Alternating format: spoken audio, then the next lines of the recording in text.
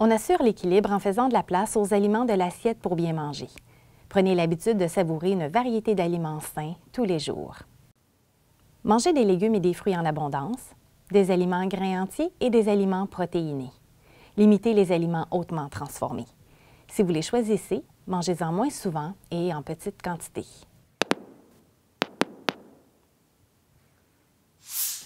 Variété entre les groupes, bien sûr, mais également à l'intérieur de chacun d'eux. Parmi les aliments protéinés, on alterne entre les œufs, les viandes et les volailles, les poissons et les fruits de mer, les légumineuses, les noix et les graines, les produits laitiers comme le lait, le yogourt, le fromage ou encore les boissons de soya enrichies, le tofu et autres produits de soya. Les aliments de l'assiette pour bien manger ont tous un petit quelque chose d'unique. En incluant une grande gamme d'aliments, on profite des atouts de chacun. Retenez que variété rime avec assiette colorée. Pour en savoir plus sur la variété, consultez le feuillet sur l'importance de la variété. Chaque personne, adulte ou enfant, a des besoins uniques. On souhaite que les portions mangées correspondent aux besoins de chacun, ni plus ni moins. Pour cela, la seule façon est de respecter sa faim.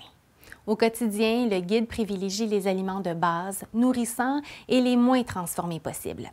Les autres aliments sont mangés moins souvent, mais ils ne sont pas interdits pour autant, ni même mauvais. Bien manger et bouger le fait encore plus. Joignez l'utile à l'agréable en faisant des courses et autres déplacements à pied, en allant jouer au parc ou au gymnase, en faisant des randonnées en famille, en dansant sur votre musique préférée pour vous dégourdir après le dîner au service de garde, en empruntant les escaliers plutôt que l'ascenseur ou l'escalier mobile. Pour votre culture générale ou pour discuter avec les parents au besoin, découvrez les 4 P, mais pas ceux que vous pensez. Prendre plaisir à cuisiner des aliments de base. C'est la meilleure façon de savoir ce qui compose notre repas et de s'assurer de la qualité de notre alimentation. Ça permet de conserver de savoureuses traditions culinaires et recettes de famille.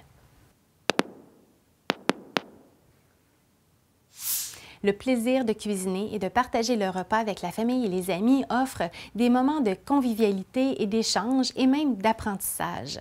Des occasions aussi aux enfants pour observer et découvrir des habitudes et des aliments différents des leurs. Ça pique leur curiosité et ça ouvre les esprits.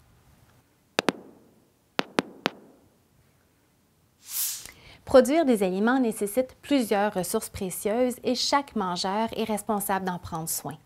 Choisir des poissons issus de pêche durable, privilégier des aliments locaux et peu emballés, bien planifier pour moins gaspiller, donner une chance aux aliments imparfaits comme les pommes déformées ou les carottes croches.